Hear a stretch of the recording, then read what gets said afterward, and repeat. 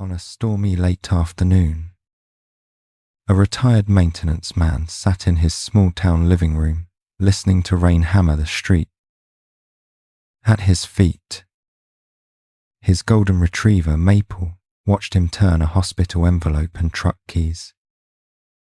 Most days he let younger crews chase floods while she napped by the door. Today she rose and blocked the doorway, staring toward the curb until his hand froze, afraid that this time staying inside might be the wrong choice.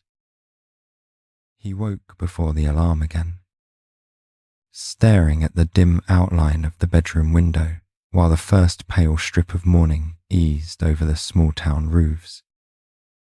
The old radiator clicked, then sighed, sending a soft warmth along the floorboards. Somewhere down the hall, one plank gave its usual slow groan, as if someone had just stepped there and stayed very still. His chest tightened a little. It felt like the house was waiting on him. He listened harder. The fridge hummed in the kitchen. A truck rolled past on the street outside, tires hissing on yesterday's thin film of rain. Then came the faintest tap-tap, like something light brushing the baseboard by the front door. He told himself it was just the furnace settling, but his hand paused halfway to the lamp, fingers tingling with a familiar, useless readiness. In the bathroom mirror, the lines around his eyes looked deeper in the early light. Retired. Folks called him now, as if that explained why mornings felt so long. When he leaned to rinse his face, a whisper of sound drifted from the living room, a quick shuffling, then silence. His heart thumped harder than it should have, and he straightened too fast, catching himself on the sink and muttering that he really needed to stop jumping at nothing. He moved through the narrow hallway, socks barely whispering against the worn runner. At the coat hooks by the door, something was off again. The old canvas jacket hung slightly crooked, as if brushed by a passing shoulder, and the heavy metal ring of a snap swung once, then stilled. He reached to straighten the fabric and felt a faint warmth in the air there, like breath had recently passed. On the small hook beside the coats, the leather loop of a leash hung at a new angle, not in the tidy circle Head made last night. A few golden hairs clung to the cuff of his work shirt, draped over the chair by the door familiar, soft strands catching the morning light. He pinched one between his fingers, feeling its smooth, stubborn curl, and tried to remember whether Head brushed it off yesterday or not. Down by the entryway rug, an impression lay in the fibres, the size of a curled body that had waited there a long time and risen not long ago. The air at the threshold felt cooler than the rest of the room, seeping through his socks and up his calves. For a second his bare toes tingled the way they used to before a call-out, standing in the dark waiting for headlights that never came anymore. He shook his foot, as if that could throw off the memory. He cracked the door open to the front stoop. The street was quiet, just a pale smear of sky over the maple trees and the faint glisten of damp pavement. At the curb, A shallow shine of water gathered around a circle of darker metal, but he didn't linger on it. A tiny splash sounded somewhere below his hearing, then stopped. The hairs along the back of his neck prickled, and he told himself, firmly, that it was only runoff finding the storm drain. Nothing more. Back inside, as he poured his first cup of coffee, the floorboard in the hallway creaked again at the exact same spot. The sound came with a soft, almost rhythmic scrape, then the quiet clink of metal on wood. He stood in the doorway, mug steaming in his hand, listening to something in the house breathe and shift just out of sight. There's no one on duty here anymore, he told the empty air, but the words didn't settle anything at all. Chapter 2. The Old Patrol. It was the small jingle that finally betrayed the pattern. He heard it as he stood by the front window, watching a pale sun push through thinning clouds over the neighborhood roofs. A light metallic chime, followed by the soft tick of nails on the hardwood, moved from the hallway toward the door with the steadiness of someone who knew the route by heart. His pulse jumped, then tried to calm itself with the usual excuses. He stepped back as a golden shape slipped into the edge of his vision. A broad head, pale ears, and a single, soft breath of warm air against his hand as the golden retriever passed him without stopping. Maple's feathered tail brushed his leg once, like a greeting delivered on the move, and then she was at the door, staring at the handle as if waiting for someone to shout an order that never came. "It's Saturday," he said aloud. "No shifts anymore. Girl." She didn't look back. At the coat hooks, Maple lowered her nose to the old leather leash, nudging it with quiet insistence until it swayed on the hook. The metal clasp tapped the wall in a gentle, steady rhythm, then fell still. Outside, a car rolled past, tires sending up a hiss of water where the street dipped toward the curb. Maple's ears twitched toward that sound, body angling as if she could see right through the door to whatever lay at the edge of the road. Later, when he stepped out to bring in the mail, he felt Maple's presence behind him without turning. The air seemed to thicken at his back. A warmth pressed into the threshold. At the bottom of the steps, his eyes fell again on the round metal drain cover at the curb in a shallow puddle. A faint ring of mud marked its edge, as if someone had circled it recently. He frowned, shaking his head. "Wind and water," he muttered. "That's all." That evening, the same route repeated. The distant hum of a siren, only an ambulance passing toward the hospital, sent Maple pacing the length of the living room. Her collar gave a quick chime at the same corner each time. Paws ticking across the boards. Nails tapping once against the metal threshold before she settled by the door.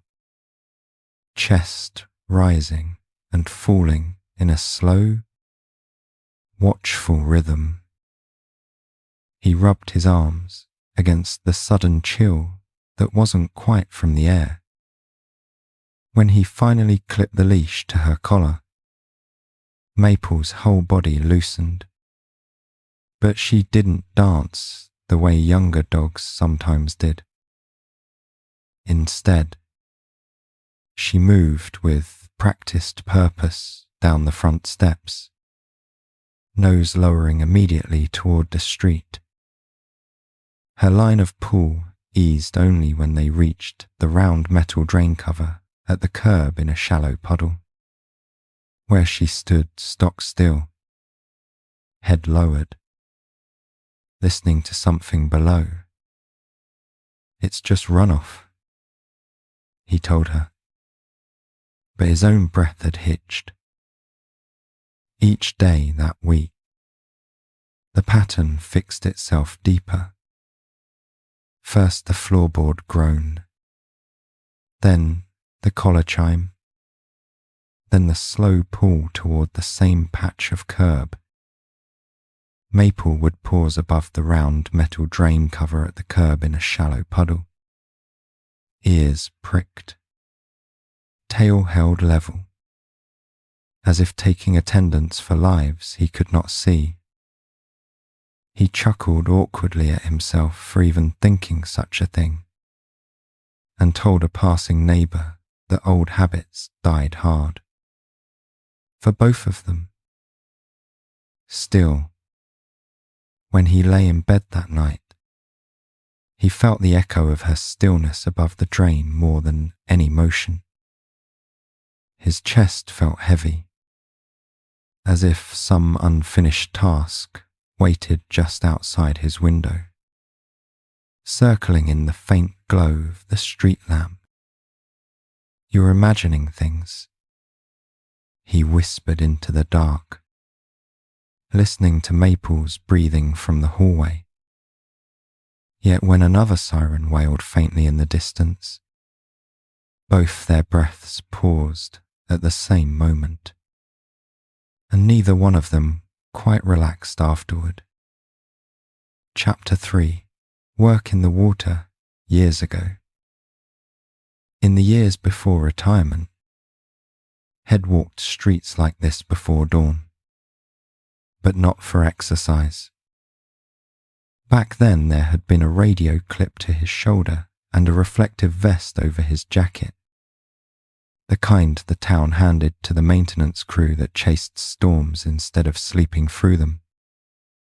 He remembered the slap of rain on his hood, the way headlights cut through sheets of water, the shouted updates about blocked culverts and swollen ditches crackling through the static. Those were the years when every storm drain mattered. Head learned how quickly a blocked grate could turn a quiet curb into a flood that crept up front steps and into basements. Sometimes they'd find branches and trash pressed against the bars, water climbing fast. Other nights, it was wildlife caught where it didn't belong, raccoons blinking in the flashlight beam, a possum clinging to rusted rungs, once a whole nest of rabbits huddled on a tiny ledge until they coaxed them out. He hadn't worked alone then. Before Maple, there'd been another companion, a wiry mutt named Radar, who had learned to notice the change in water's voice before any human did. Radar would stop at certain drains, ears forward, muscles tense, listening to something moving below. Together they'd saved more than one basement, more than one small life. When Radar grew old and stiff, the town held a quiet little retirement for him at the maintenance yard, and the streets felt emptier after that. When Radar passed, The house had gone too quiet. His wife had already been gone a few winters by then, and the silence seeped into everything. He told himself he'd had enough of worrying about rising water and slick roads. He turned in his vest, handed over his keys, and let the younger crew take over the late-night calls. At first, the sleep was a relief, but the relief turned thin and fragile quickly, like a blanket that didn't quite cover his feet. Maple arrived by way of a neighbour's divorce and a small scribbled note. She needs somewhere steady. The golden retriever stepped into his kitchen as if Shed always known the place, nosed his hand, and then walked to the back door, waiting for a word he hadn't said in years. Come on. Then she settled into his routines without fuss, but her eyes kept flicking to windows whenever the weather turned, as if checking for something beyond his understanding. He took her on simple walks at first, just loops around the block, letting his knees complain in low murmurs instead of sharp shouts. Maple learned the corners quickly, the mailboxes and yards, the smells of each hedge. But whenever rain slicked the road, she would slow near any grate where water gathered, nose dipping toward the dark, ears angled forward, head tug her onward, telling himself Shed simply inherited a cautious streak from some unknown ancestor. Then one autumn storm, early in their life together, Head followed her insistence to a culvert at the edge of town. Maple had refused to move, standing stiff and tall above a roaring ditch. When he shined his flashlight down, he saw a boy's bicycle twisted in the flow, lodged against the grate. The water had already climbed halfway up its frame. They'd cleared it with a quick call to the crew, and the next day a grateful mother had stopped him at the diner, shaking his hand too long. After that, he couldn't quite dismiss Maple's attention to water as simple curiosity. Yet when his doctor mentioned his heart and the way his breath shortened on hills, he promised his family he'd leave the heavy rescues to others. He could walk, he told them, and that was all. We just do neighbourhood patrol now. He'd tell Maple, scratching her chest. But each time her gaze returned to the round metal drain cover at the curb in a shallow puddle, something restless rose in him again. Chapter 4. The First Clear Sign.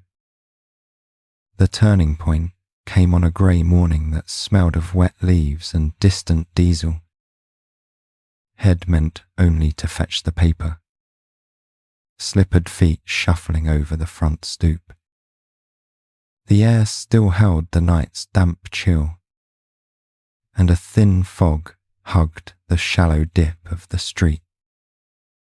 From the hallway came the soft click of Maple's collar, then the heavier sound of her weight leaning into the door as it opened wider than Head intended.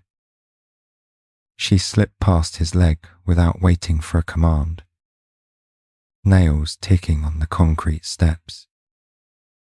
Maple, he protested, but the word came out softer than a scold.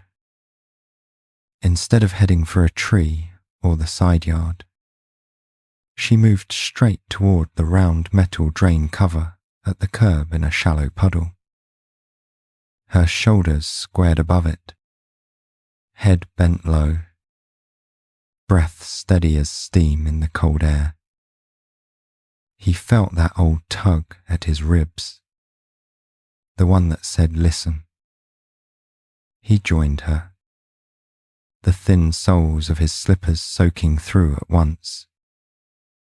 Beneath the metal rungs, water whispered over stone, a sound too faint for worry. Yet Maple's ears were sharp, tilting this way and that. At the edge of his hearing came a different sound, a small, irregular plip like something tapping from below. He leaned closer, bracing a hand on Maple's back, and the contact sent a warm steadiness into his palm. Across the street, 2 children chattered as they walked toward school, bright backpacks bobbing. Maple's gaze flicked their way, then back to the drain, as if measuring risk in the small distance between them. He felt a shiver run up his spine that had nothing to do with the cold. "All right," he murmured. "I hear you." He straightened carefully, knees complaining. "Well, let the town know if it gets worse." Inside, he dug out the battered notebook he used to use on storm shifts and laid it on the kitchen table.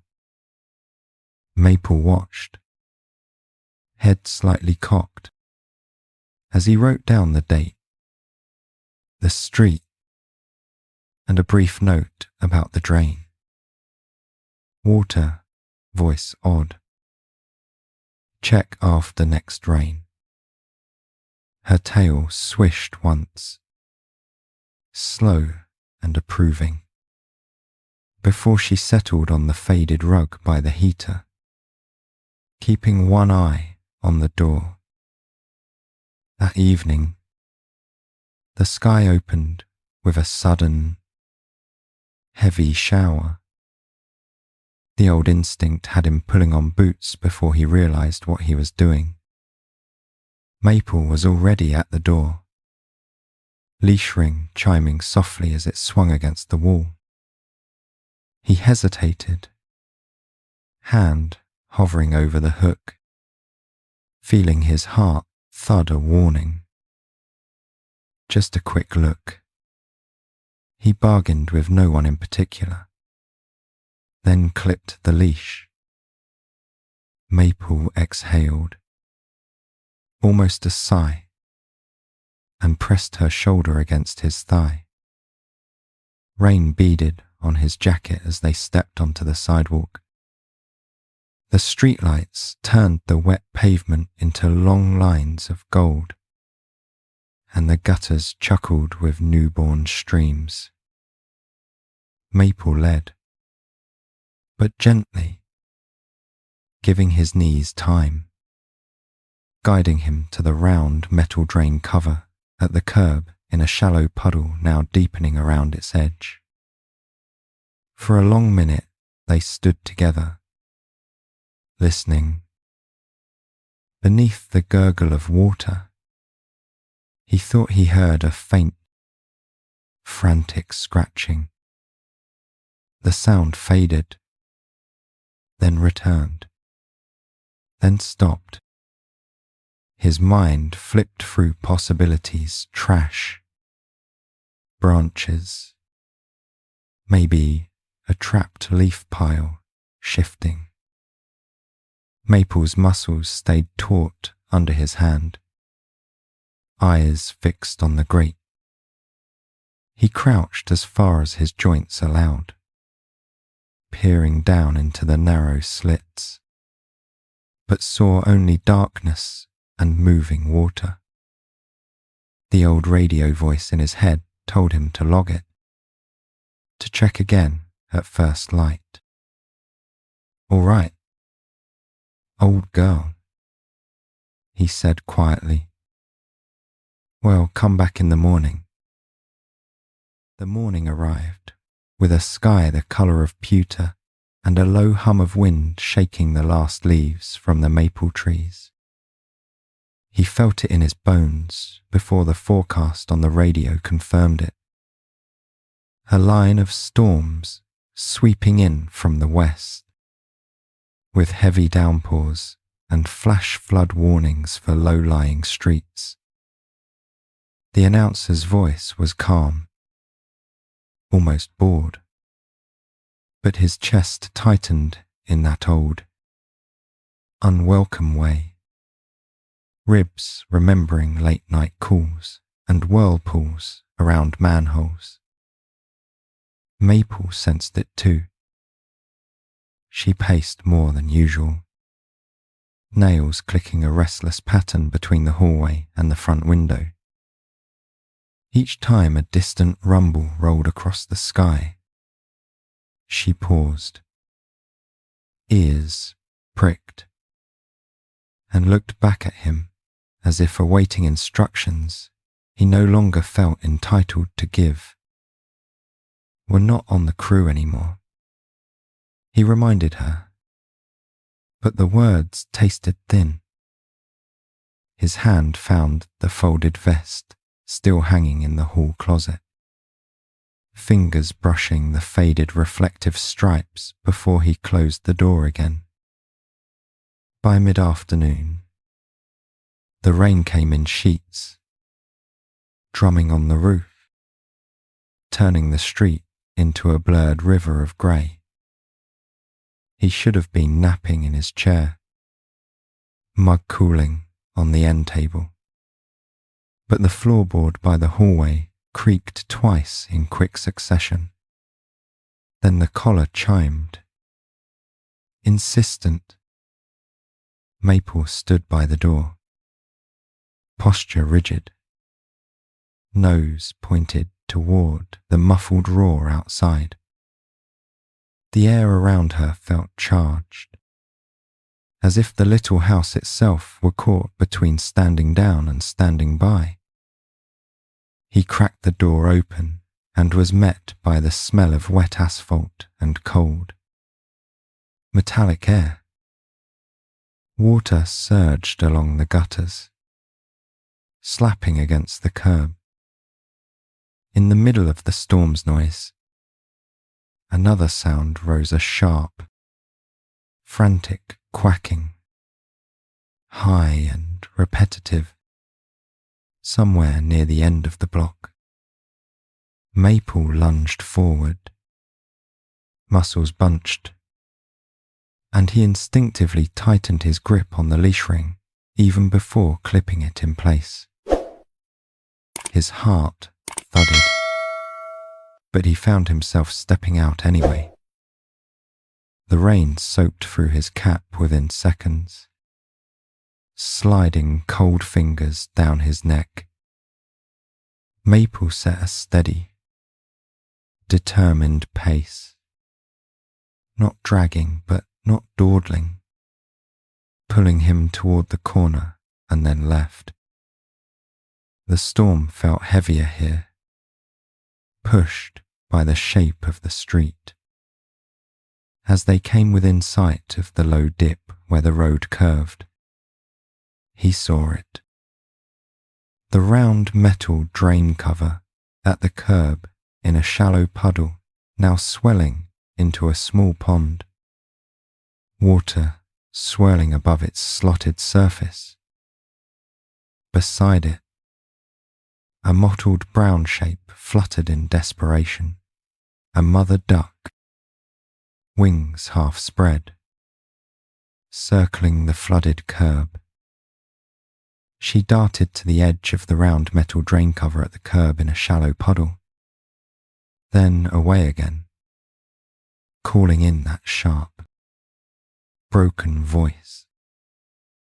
Maple barked once, a deep, urgent sound that cut cleanly through the roar of rain and the hiss of passing tires. The retriever planted herself at the curb, tail stiff, eyes locked on the grate.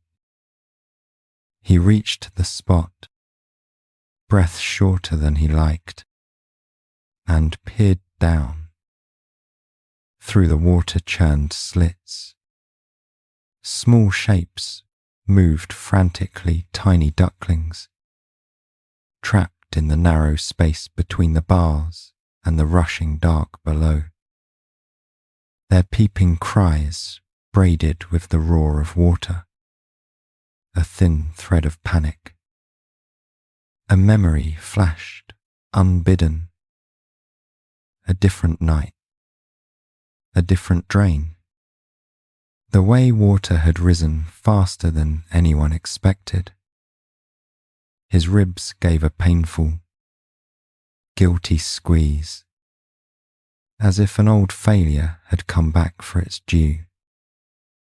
A car slowed, its driver's eyes widening as they took in the scene before hurrying away.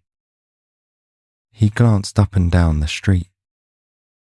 No town truck, no crew. The radio was back in his living room, uselessly quiet.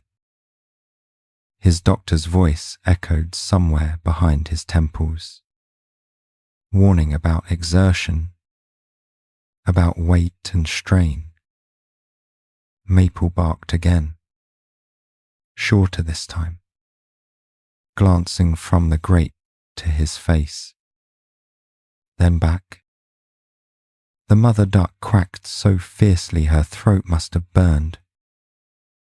He pulled his phone from his pocket, fingers slippery with rain, and dialed the non-emergency number he still knew by heart.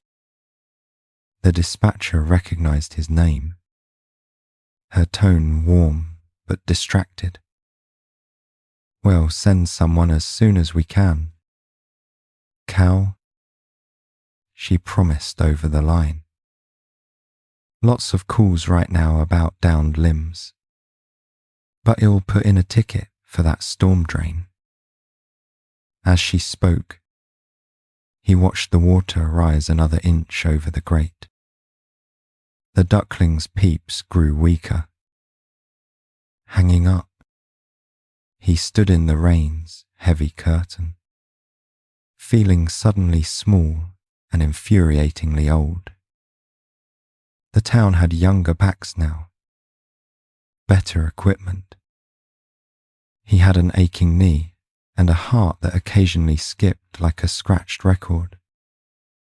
But he also had Maple, unmoving at his side, her body vibrating with held energy, her gaze fierce and unblinking. "They'll send someone," he said aloud, hanging the promise in the air between them. Maple's ears flicked. Unimpressed, he pictured the maintenance yard across town, men scrambling to load chainsaws and cones, radios chirping. Even at their best, it would be 30 minutes before a truck reached this modest little dip in the road. The water didn't know how to wait. It swirled above the grating, tugging at small bodies below, the mother duck's calls becoming hoarse. Maple's paw slid forward until her toes touched the very edge of the round metal drain cover at the curb in a shallow puddle, as if she could anchor it by will alone. His breath came fast now, half from exertion, half from a fear that was older than any storm. Once, years back, had arrived late to a different call, a different flooded street, a basement, a sump pump that failed, an old man who hadn't climbed the stairs quickly enough. The crews had done what they could. It hadn't been enough. For years afterward, whenever thunder rolled, guilt had rolled with it. Now, watching Maple and the frantic duck, he felt that old weight pressing him toward a choice. The decision landed with the same heavy certainty as the rain itself. He tightened his grip on Maple's leash, then looped it over the nearest signpost, giving her enough slack to stand guard by the curb. "Stay," he told her, voice low but steady. Maple whined once, muscles quivering, yet held her ground, eyes never leaving the round metal drain cover at the curb in a shallow puddle now swirling almost to its rim. He turned and half jogged, half limped back toward his house, each step sending a bright flare of protest from his knee. Rain pelted his face, but he kept going, lungs burning as he took the front steps in an awkward leap. Inside, he bypassed the towel and went straight for the hall closet, dragging out an old pry bar and a pair of battered work gloves stiff with time. The reflective vest hung there too, faded but intact. After a second's hesitation, he pulled it on over his soaked shirt.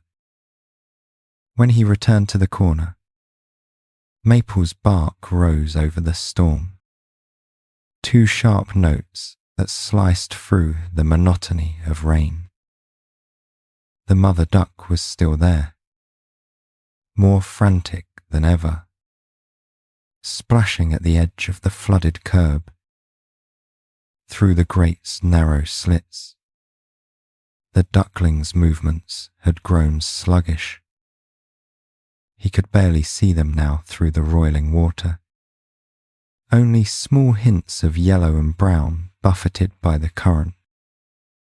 His heart thudded with a mixture of fear and fierce, protective anger.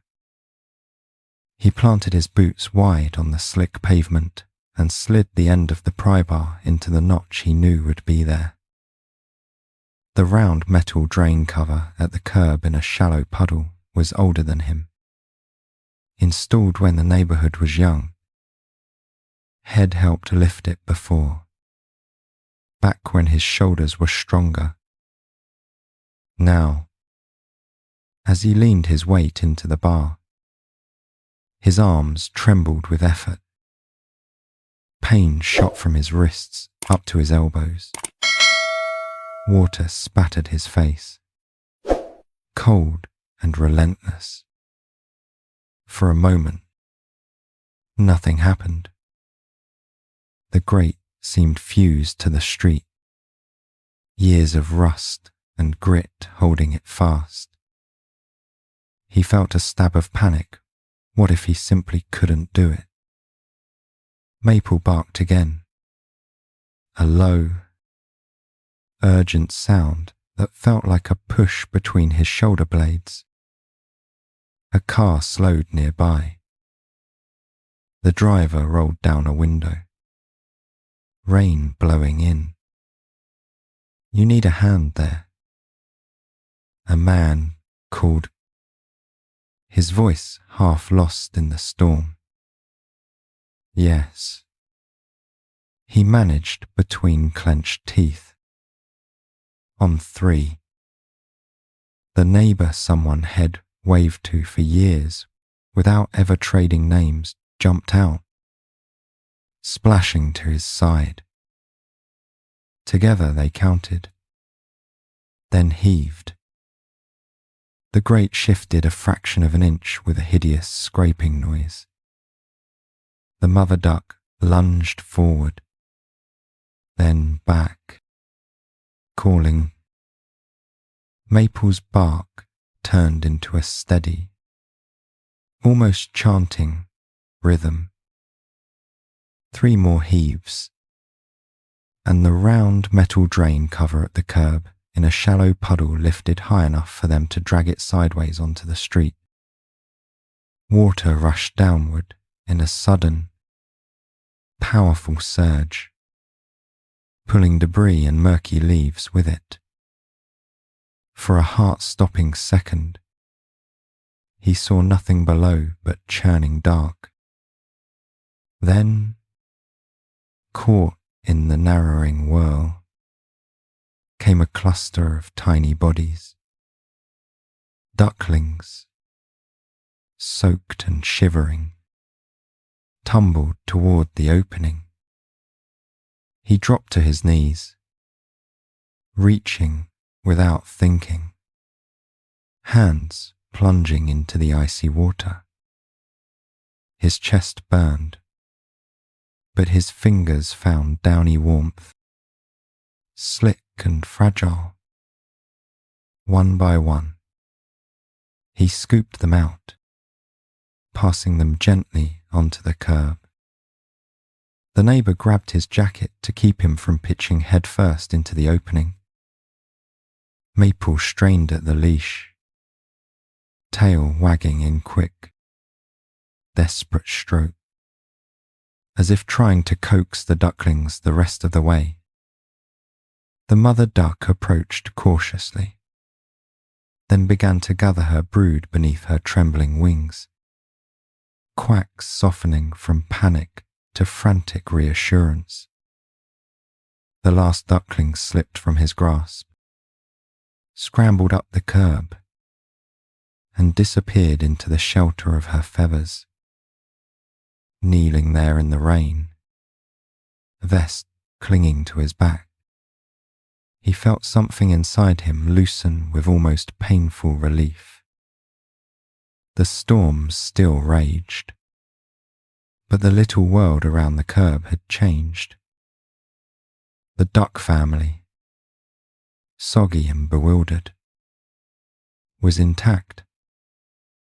Maple's barking eased into a low whine, then a satisfied huff as she lowered her head to watch them from a respectful distance. The round metal drain cover at the curb in a shallow puddle, now resting askew on the street, looked oddly bare without its secret prisoners. He sat back on his heels, breath coming in ragged bursts, and stared at Maple. Raindrops darkened her golden fur, making her look younger, more like the eager partner she'd been in those early storm walks. In her steady gaze, he saw the thread that had led them here. The nightly pacing, the pauses at the drain, the insistence when the rain began, the refusal to accept that they were done with such things. She had heard something, or remembered something he had tried to ignore. As he and the neighbour wrestled the grate back into place, a quieter realization settled over him, heavier than the vest, but not unwelcome. This exact drain had been on his route for decades. He had checked it 100 times through 100 storms, a small promise to the town that nothing would slip by here unnoticed. Even after he retired, his feet had drifted past it out of habit. Maple had simply picked up that unspoken promise and refused to let it die. When it was done, he unclipped Maple's leash from the signpost and rested his hand on her wet head. The duck and her brood waddled awkwardly toward a nearby yard, disappearing into lower shrubs, their small forms swallowed by the greenery but alive, undeniably alive. His chest still ached, but the pain had changed shape. It was less a warning now and more a reminder of how fiercely his heart could still respond when something needed him. "All right, partner," he whispered. "I see where you were leading." The storms moved on overnight, leaving the town washed clean and strangely bright. By morning, sunlight pooled in every puddle like coins dropped from a generous pocket. He woke to the familiar creak of the hallway board and the small chime of Maple's collar. But now the sounds felt less like intrusions and more like a call to roll out of bed. His knees still complained. His back still stiffened. Yet there was a lightness in his chest he hadn't felt in years. At the curb, the round metal drain cover at the curb in a shallow puddle gleamed slightly where their efforts had scraped away old rust. Maple approached it as she always had. But this time her posture was different, less tense, more like a sentry satisfied with her post. She sniffed along the rim, then looked up at him, tail giving a slow, contented wag. He chuckled and tapped the metal with the toe of his boot. A tiny, wordless salute to the place where so many small hearts had been spared. Word of the duckling rescue travelled faster than he expected. At the diner 2 mornings later, a waitress set his coffee down and added an extra slice of pie with a grin. On the house. "Hero," she said, ignoring his protests. A family at the next table leaned over to say their kids had seen the ducks waddling toward the creek that evening. All of them present and accounted for. Maple, waiting patiently under the table, accepted a gentle ear scratch from a boy whose eyes shone with quiet awe. In the weeks that followed, he found himself slipping back into a sort of route, though no official schedule demanded it. After breakfast, he and Maple would walk the familiar streets, checking low spots and gutters, offering a nod to neighbours raking leaves or shoveling snow. Depending on the day, children on bikes began calling them Duck Patrol, a name that made him laugh every time, but also warmed something deep inside. Maple took the unofficial promotion in stride, trotting with a dignified air. He called the town maintenance office one afternoon and, instead of complaining, offered to log anything he and Maple noticed on their walks. The younger supervisor on the line sounded grateful. "We can't be everywhere at once," the man admitted. "Having you two keeping an eye out is a big help." That simple acknowledgement steadied him.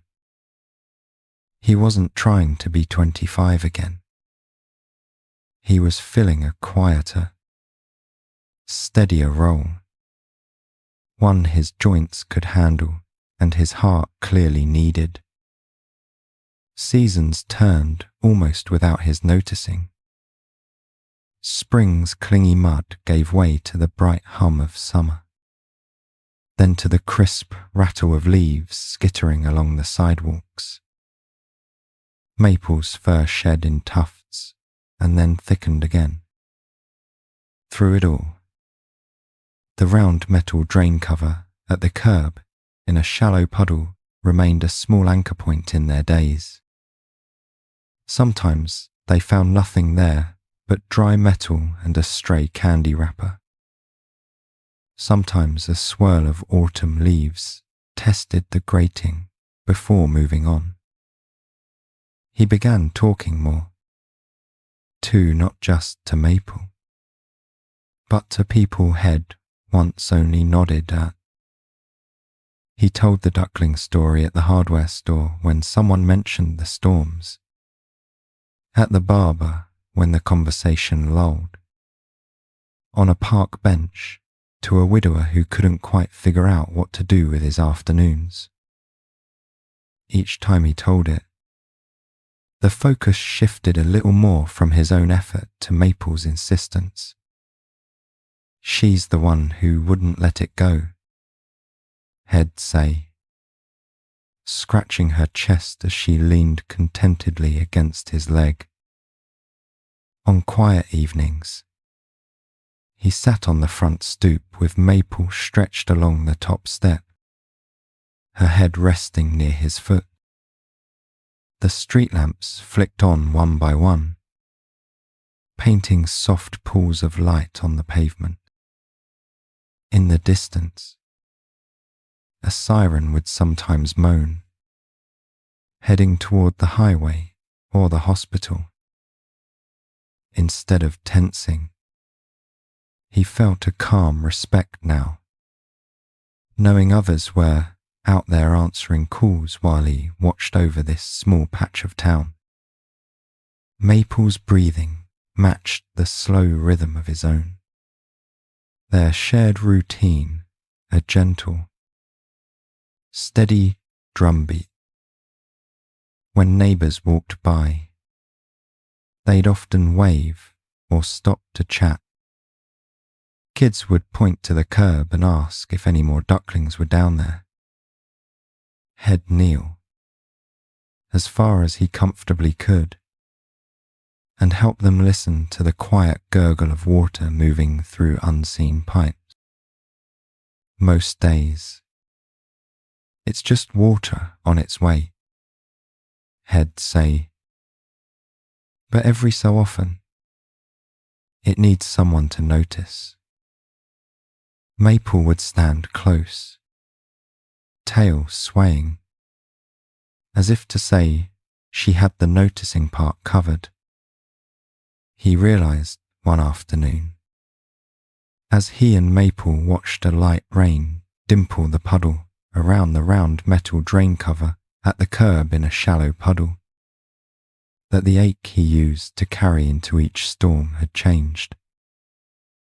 It wasn't the sharp jab of regret anymore, but a softer, almost grateful awareness of what storms had taught him. Standing there with his hand resting on Maple's back, he understood that he hadn't been pulled back into his old life so much as guided into a new shape of it, smaller in scope. Perhaps, but no less meaningful. Years later, the street looked much the same, though his gait had slowed to a careful, measured pace. Maple, too, moved with a dignified stiffness now, her golden muzzle brushed with white. Still, each morning they made their way to the same corner. Sun or drizzle, heat or chill. The round metal drain cover at the curb in a shallow puddle waited there. An old friend that never spoke, but had seen the two of them through more seasons than he could easily count. On one cool spring evening, a young neighbour joined them for their usual pause at the curb. A toddler perched on his hip. "This is the spot," the younger man explained to his son, nodding toward the metal. "Where Mr. Cal and Maple saved the baby ducks when you were just a thought." The child peered down with huge eyes, then reached out to pat Maple's back. The old retriever accepted the touch with patient grace, tail giving a soft, slow wag. He didn't correct the story's details. Memories, head learned, didn't need to be perfect to be true in their own way. What mattered was that the child saw the curb as a place where paying attention could change something small and important. As the boy's fingers tangled gently in Maple's fur, he felt a warm swell of gratitude that reached all the way back to that stormy day. And even further, to every past moment when he'd chosen to step outside instead of staying in his chair. At home, a modest shelf by the front door had become a kind of quiet altar to the life they'd built together. On it sat his old reflective vest, neatly folded. A small framed photo of Maple standing proud by the round metal drain cover at the curb in a shallow puddle on a bright afternoon. And a smooth stone one of the neighbourhood kids had painted with a little duck and a golden tail. He touched each item lightly whenever they headed out. A simple ritual of thanks. On their last walk of that particular day, dusk settling soft over the roofs, he paused with Maple at their familiar post. No storms threatened, only a mild breeze carrying the smell of damp earth and budding trees. He rested both hands on his cane and let his shoulder lean lightly against Maple's warm side. "We did all right, you and me," he murmured. Maple pressed closer, eyes half closed, as if agreeing. As they turned back toward the house, leaving the curb and its quiet drain to the deepening evening, he felt not the emptiness of days gone by, but the gentle fullness of a life that, thanks to one insistent golden heart and a circle of metal in the street, had found its way exactly where it needed to go. If this story touched your heart, drop a simple 1 in the comments to let us know you were here. Your support keeps these gentle stories alive. Don't forget to subscribe and stay with us, because the next story might just be the one that finds you when you least expect it.